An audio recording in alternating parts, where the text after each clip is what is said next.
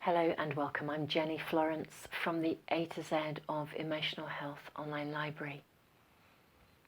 This video is about the relationship between self-care and self-esteem. People who have low self-esteem are notoriously bad at looking after themselves. It's as though they lack an inner entitlement to do so. And so I think in principle most of us understand, I'd say, the concept of self-care. If we look after ourselves, we have an abundance to give to others, all that kind of stuff. But I think putting it into action is actually much harder than just saying it. I think as a concept we get it. It doesn't mean that we find it easy to step into that or to make it real within the context of our own lives.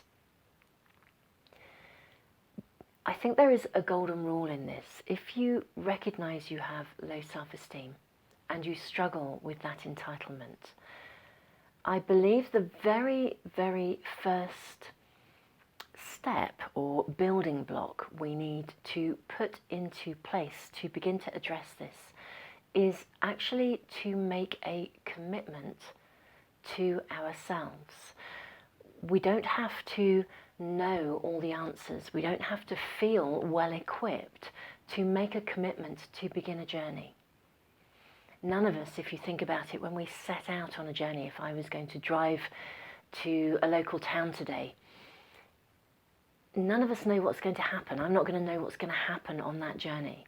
There might be some roadworks, there could be a diversion. I may not know the way. What I can do is make a commitment to myself that I'm going to find the way, whatever that takes. If I need to stop and ask for directions, I'm going to give myself permission to do that. I'll give myself permission to search for the tools that I need to embark on that journey, and I'm going to give myself permission to stick at that journey. If I take the wrong turning or something goes wrong along the way, I'm not going to allow it to floor me. I've made a commitment to myself. I'm on that road. I think that level of commitment to ourselves is the very first starting point to building self-esteem.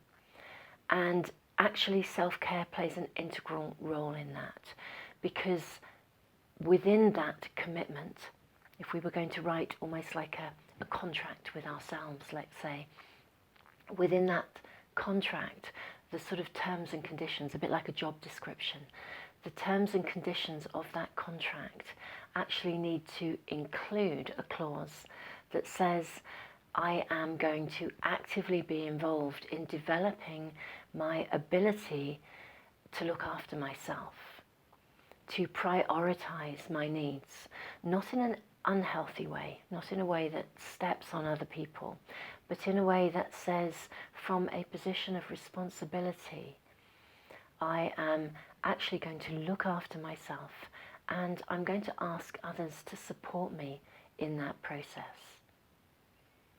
So self-esteem and self-care are absolutely connected.